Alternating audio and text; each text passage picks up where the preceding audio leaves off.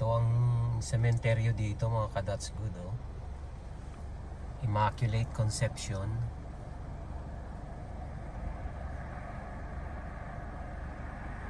Malinis ang kahit tong spring.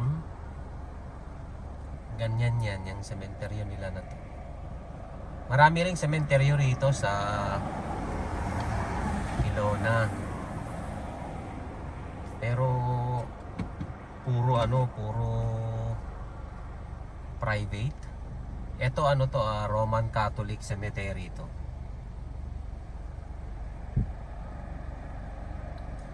Meron siyang malaking krus sa gitna.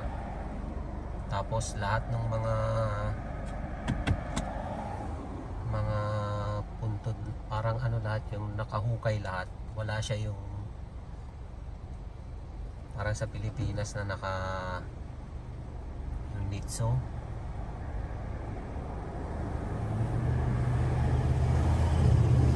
Ganito rin, parang rin, parang Pilipinas din. Wala lang sila nung parang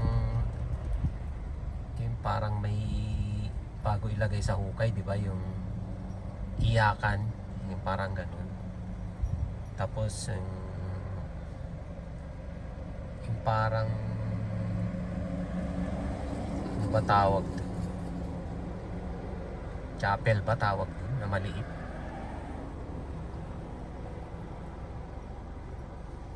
Ganito rin, to, Immaculate Conception Cemetery. Dito to sa sa East Kilona.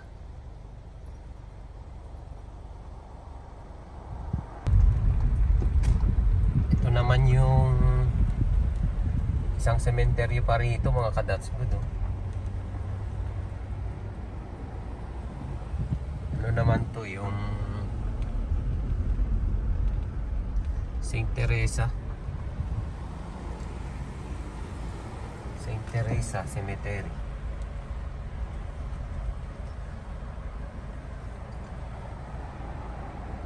Catholic Cemetery rin ito mga ka-That's Good. Ganun din, pero ito parang napansin ko mas yung mas konti yung nakalibing, mas marami yung damo. Pero parang may mga nakalibing siya pero walang pangalan. O hindi ko lang nakikita kasi parang medyo nakabaon yung pangalan. Ganito rin yung mga sementeryo rito. Ayan, ganyan.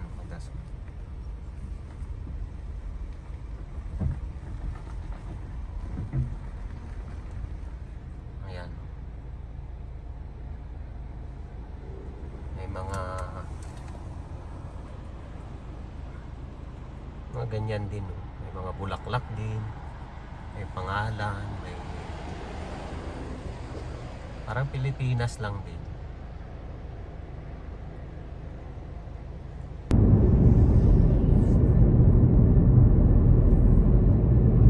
Nandyan yung may sementeryo pa dyan mga ka-That's Good.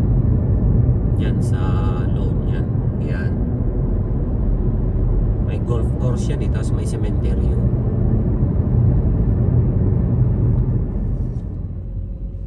Halloween na ngayon mga ka-That's Good. May mga trick or treat.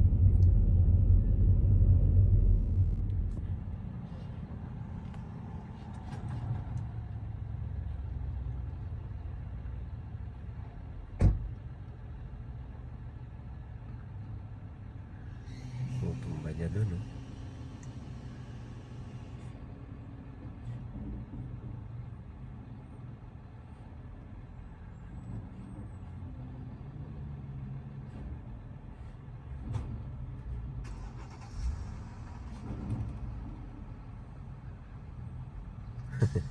Dali lang ng trabaho, no?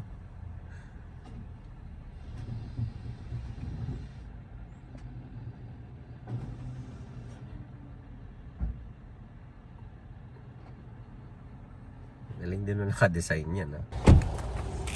That's good. Ay, papalit tayo ng winter tire natin. Papalitan ko na yung mga gulong ko. Itong gulong ko ngayon, ano to NMS. Pwede to sa snow din to, kaso gagawin ko na lang siyang winter tire. Summer tire. So ngayon papalitan ko yung gulong ko ng winter tire. Tinanggal ko na yung mga takip niya rito. Ang ipapalit ko ito yung winter tire. Ito ka, that's good yung winter tire. Iba yung mga tread niya. Ito pang winter. Meron na rin siyang rim. Sana okay tong rim niya. Sana walang problema. May ano siya rito konti. May bukol siya konti rito. No? May bukol siya konti no? Kabit ko muna tapos ipacheck ko na lang kung ano, kung safe ba yan. Ito may ano siya rito may UP siya. Baka hindi safe to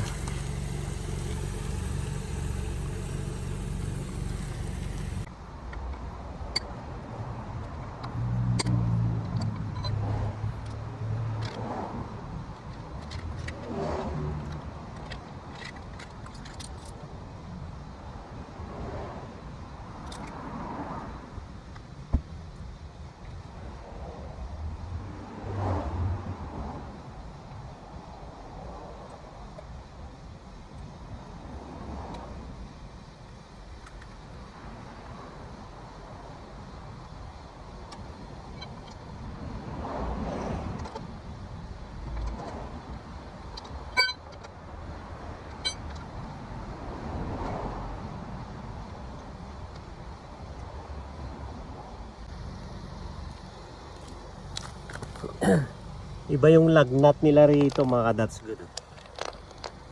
Yung lagnat. May 4 magkakaparehas. Ayan. 4. Yung isa, iba yung may lock siya. Ito yung lock. Tawag nila ito yung lock. Kaya may special na pang bukas yan. Ito lang makakabukas dito sa isa. Kaya hindi mananakaw yung gulong mo rito.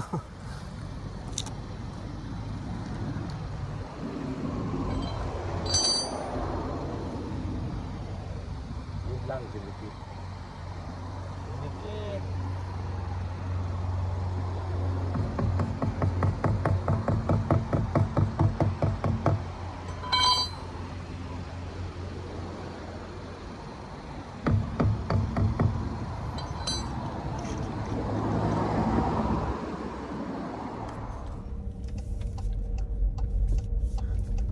Good morning. Good afternoon na pala. Kakatapos ko lang maglinis mga ka-that's good dito sa nililinisan natin dito sa West Kelowna. Napatagal ako kasi napasarap sa kwentuhan yung matanda yung nilinisan ko. Masakit yung likod ko. Inaabot ako ng 5 oras dun sa bahay. Sa bagay okay lang, tama lang kasi ginawa ko doon ay yung carpet, nilinisan ko yung carpet. Pero yung carpet lang ng hagdanan. Parang mga 12 na baitang lang yata yun. Ayaw niya kasi magpagamit ng ibang gamit maliban sa mga gamit niya. So ginamit ko yung vacuum niya na panglinis ng carpet. So yun yung ginamit ko. Hindi naman madumi kasi yung carpet kaya madali lang. Pag ganun mo lang tapos bumubula na siya. Tapos nilinis ko. Tapos vacuum lang nung buong bahay. Map. Habang nagagawa ko, nandun din siya, nagkukwento-kwento. Ang dami kong natutunan. Magaling siya . Ano siya, yung architect siya. Siya nag-design ng bahay nila. Ang ganda ng pagka-design niya eh. Pero matanda na siya, mga 86 na siya ngayon. Ganda lang ng mga kwento niya. Lahat nung kabataan niya kinukwento niya. Kaso sabi niya, kwento daw niya ulit yung iba pagbalik ko. Sabi ko, sige, kwento mo na sa susunod. Ang damihan mo. Sabi ko, gusto ko naman yung mga kwento. Alam mo yun, para kang nakikinig ng ano, para kang nakikinig ng, kapag kinukwentuhan kasi ng gano'n, lalo yung mga oldies na, yung mga lola, ganyan, kinukwentuhan ka, parang napupunta ka dun sa time nila eh. Gusto niya magkwento eh, ako eh, gusto kong makarinig ng kwento ng mga matatanda. Kahit umupo kami ng maghapon dyan, kayang-kaya kong makinig. Lahat nung ng culture, lahat kung paano sila na migrate din dito sa Canada, ganun. Kinento niya lahat, ganda, galing. Ang dami kong natutunan. Binigyan pa niya ako ng bay leaf dahil meron siyang halaman na pinasok niya sa loob na sa garahe. Tapos yung alam mo yung ilaw nung garahe, yung fluorescent, yun yung magiging light pala nung ilaw nung halaman. So parang sabi ko may greenhouse ka rito ah. Parang ganun, greenhouse siya. Yung mga halaman na ayaw niyang ma-frozen sa winter, pinapasok niya. Tapos meron silang ilaw sa loob, pati yung mga bulaklak. Tapos pinakita niya yung mga gawa niya, mga painting niya. Galing mag-painting. Siya yung mga painting niya, mga realistic. Tapos mga geometric, mga ganun, katulad nung halimbawa yung mukha, kung kala mo picture yung painting niya. So yun, nililinis ko. Kasi lang, pinunasan ko, punas, ganun, map, vacuum. After 2 weeks, babalik na naman doon. Maganda pag mga ganun yung mga nakukuha nating kontrata.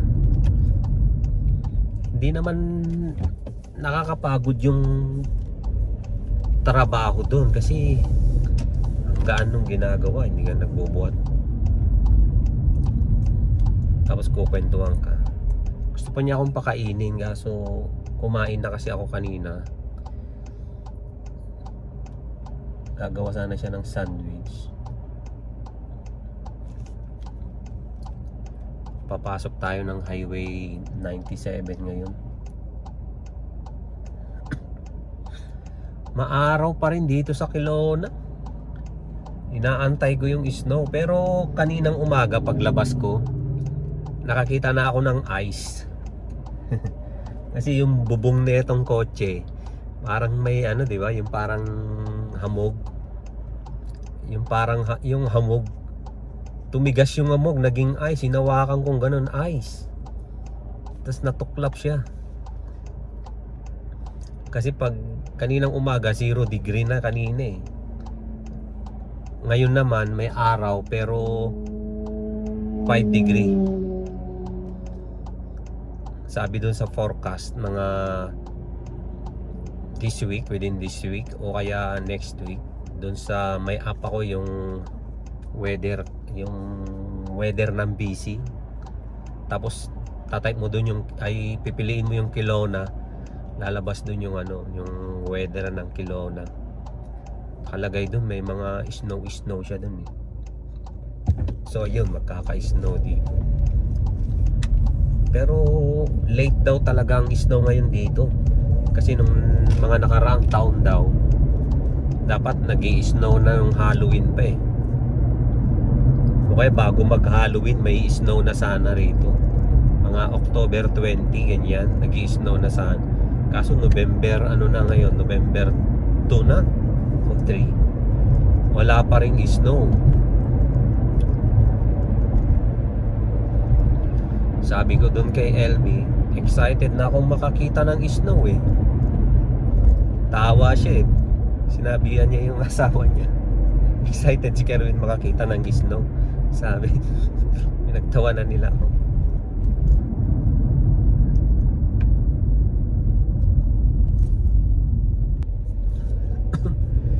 Dito kasi mga ka-Dutch good, yung halimbawa yung mga lolo, lola, mga ano, 'di ba sa atin sa Pilipinas kahit matanda na kasama pa rin yung pamilya. Kumbaga inaalagaan yung mga lolo tsaka lola, tsaka kumbaga kasama mo talaga. Dito pag ano matanda ka na, ano, wala kang kasama, wala kayong kasama. Halimbawa kung mag-asawa kayo, kayo lang. Kung wala kang asawa, ikaw lang ang ano, nakatira sa bahay mo, ikaw lang ang naninirahan sa bahay mo. Kahit senior ka na, kahit 80 years old ka na, kahit 85 years old ka na. Yung iba naman, meron akong nakakwentuhan na yung matanda, nakakwentuhan ko yung anak niya, ibinenta na nung mag-asawang matanda yung bahay nila kasi pupunta na sila sa home care, yung bahay ng mga ano, parang community ng mga senior. Doon pupunta na sila doon, tapos meron na siyang mag-aalaga sa kanila doon, yung mga tawag ba doon, caregiver, parang mga ganon. So doon napapasok yung mga Pilipino. Sila yung mga nagtatrabaho doon. Kahit hindi naman Pilipino pwede. Ibig ko sabihin maraming mga Pilipino yung ganun na trabaho. Kayo yung ano mag-a-assist doon sa mga senior. Itong nilinisan ko naman yung mag-asawa, may kaya kasi, depende kung may kaya ka kasi, o kaya kung kaya mo pa, pwedeng hindi ka pa naman pumunta sa home care. Tsaka dito napansin ko, meron yung home care na hindi ko parang private.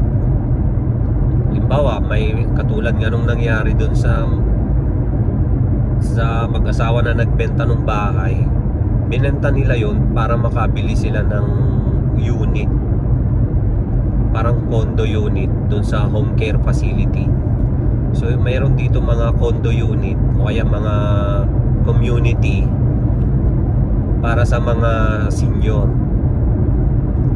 Mga senior ang priority doon na nakatira kasi para mabilis silang mapuntahan, ganyan, mabilis silang ma-access. Kung may mga pangangailangan sila, mga needs nila, mabilis silang ma-access kasi kailangan na ng iba dyan yung mag-take ng gamot, ganyan, mga medicine. So mas madali silang mapuntahan ng mga care aid na nag-a-assist sa kanila. Meron naman yung parang kumbaga sa gobyerno, meron din. Kung sa gobyerno naman,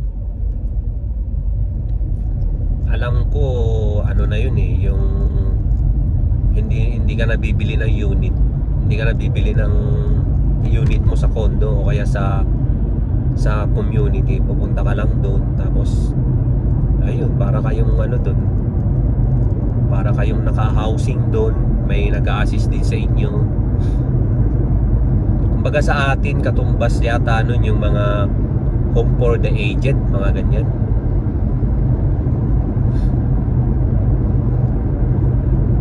Hindi ka kinukuha nung, 'di ba, sa atin sa Pilipinas pag matanda na o kaya senior na o kaya yung talagang hindi na niya kaya yung mga gawain, ganyan. 'Di ba kinukuha nung mga ano yun, mga tumitira siya sa mga anak, ganyan, sa mga bahay ng mga anak, kasama yung mga apo. Sila na yung ano, sila na yung mag-aasikaso pag matanda na. Dito hindi. may mga facility rito na mag-aasikaso sa'yo. Yung nga, yung nilinisan ko nga, ang mga anak niya nasa ibang province pa kumbaga hindi pa nakikita masyado. Sa isang taon yata mga parang isang beses, dalawang beses lang siyang mapasyalan, gano'n. Pero sa tingin ko culture kasi yun dito kumbaga bata pa lang dito, kasi bata pa lang natuturuan ng mag-independent. Alam mo yun, yung kakapanganak mo pa lang tinuturuan ka ng maging independent. Yung bata kapag umiyak ka, hinahayaan ka lang dito Hindi, di ba sa atin pag yung bata umiyak, binubuhat ka agad, tapos kinakantahan ka agad para tumahan. Dito hindi. Hinahayaan ka lang na umiyak hanggang kusa kang tumigil.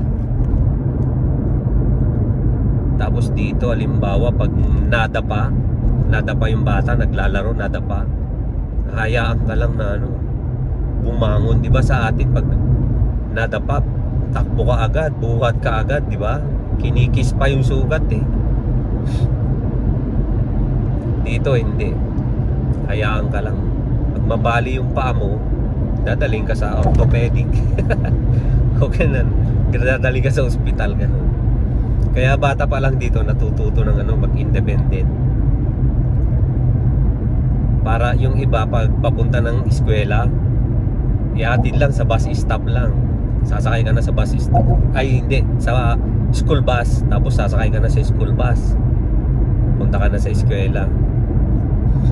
Pwede rin inahatid din sa eskwela, pero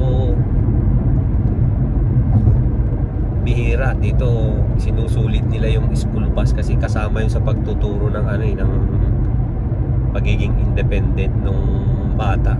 So paglaki ng bata, yung isip niya independent na kaagad. Pag naging teenager na siya, pwede na siyang magtrabaho, nagtatrabaho na yun para sa sarili niya. Tapos pag legal age na siya, humihiwalay na, nagre-rent na ng sariling apartment, o kaya depende sa diskarte niya. Parang kung may kahati rin siya sa isang condo, pwede rin ganun. O kaya sa unit sa apartment may kahati siya. Tawag nila rito sharing, condo sharing. Yung 2 bedroom gamitin nila, tag-isa silang bed, tag-isang bedroom sila, hati sila sa renta. Madaming ganun dito. Tapos kadalasan mga trabaho, nagtatrabaho sila sa mga restaurant, waiter, ganyan, o kaya sa McDonald's, staff ng McDonald's, KFC, Dairy Queen, basta yung mga fast food, restaurant, ganyan. Tapos ang trabaho rito sa isang linggo, Lunes hanggang Biyernes lang. Ang Sabado, Linggo ay yan sa kanila pahinga. So yung Lunes hanggang Biyernes 40 hours yun, kasi 8 oras sa isang araw, 8 oras. So 5 days, 40 hours. Yun yung normal. Yung mga Pilipino naman, syempre, ang mga Pilipino pumunta rito para magtrabaho, di ba?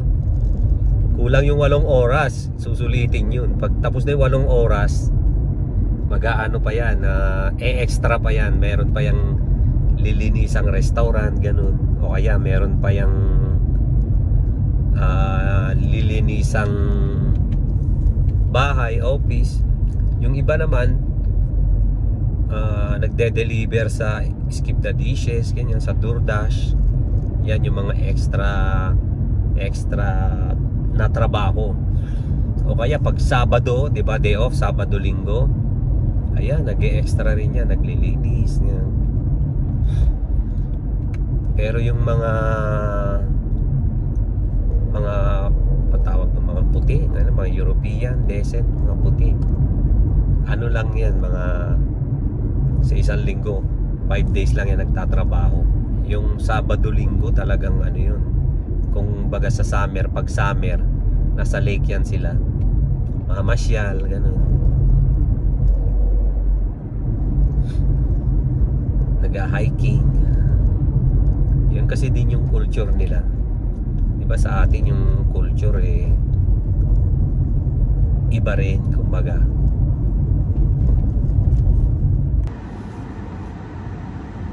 Dito na ako sa Urban Park, mga ka-that's good.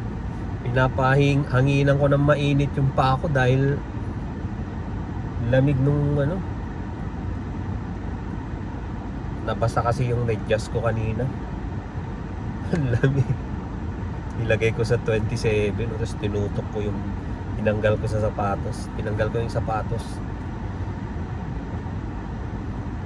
Pinapainitan ko yung paa ko.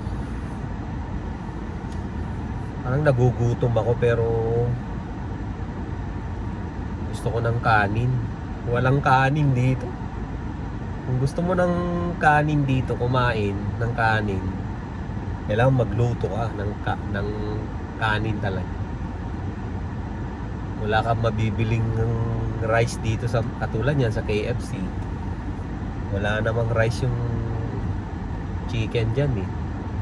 French fries meron, tsaka chicken, french fries, yun lang yung mga combo nila.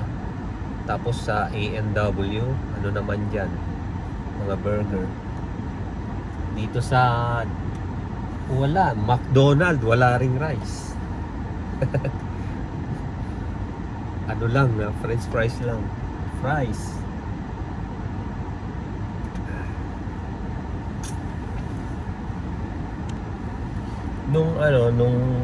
Nung November 1, Halloween, di ba? Sa Pilipinas, nagpupuntahan sa sementeryo tapos dinadalaw yung mga puntod o kaya yung mga namatay na mahal sa buhay, ganun. Dito pinasya lang ko, walang tao, walang pumupunta sa sementeryo pag ganun. Parang Halloween lang talaga yung magko-costume sila, tapos yung mga bata tsaka yung mga magulang naka-costume, magbabahay-bahay, magti-trick or treat, ganon. Iba naman yung sa kanila rito. May pinuntahan ko yung mga sementeryo, 3 sementeryo yung pinuntahan ko. Bale yung hindi kasi pwedeng hindi pwedeng pumasok sa sementeryo. Tsaka hindi pwedeng yung halimbawa magtagal ka doon na magtitingin-tingin. Bawal. May nagbabantay. Yung isa hindi ko napasok kasi parang sarado yung pwede kang pumasok sa driveway lang, hindi ka makapasok sa loob. Tapos yung trick or treat nila gabi ng yung November 1, October 30 ba yun? Tapos mga lang yun, mga 1.5 hour lang, mga alas 6 ng gabi mag-uumpisa na yan, trick or treat na, babae-bae yung mga bata. Kailangan pag may candy ka, buksan mo lang yung ilaw mo sa sa harap, sa pinto, para alam nila na may tao. Pero pag madilim, syempre walang pupunta, ibig sabihin walang tao doon. Kailangan o kaya meron kang display ng mga yung mga pang Halloween. Alam mo yun, yung mga nakakatakot, yung mga pumpkin na may umiilaw-ilaw, tapos yung mga display na panakot sa mga bata. Tapos yung costume ng mga bata, mga kung ano-ano rin. May dinosaur, may sabi ko dapat gumawa ako ng manananggal. Walang manananggal dito wala ring tikbalang, wala ring kapre, yung mga ganong costume. Yung pwede rito yung yung nasa kabaong, di ba, yung ginagamit sa Pilipinas na costume lagi, yung nakabarong tapos nasa kabaong naglalakad. Dito kasi wala eh.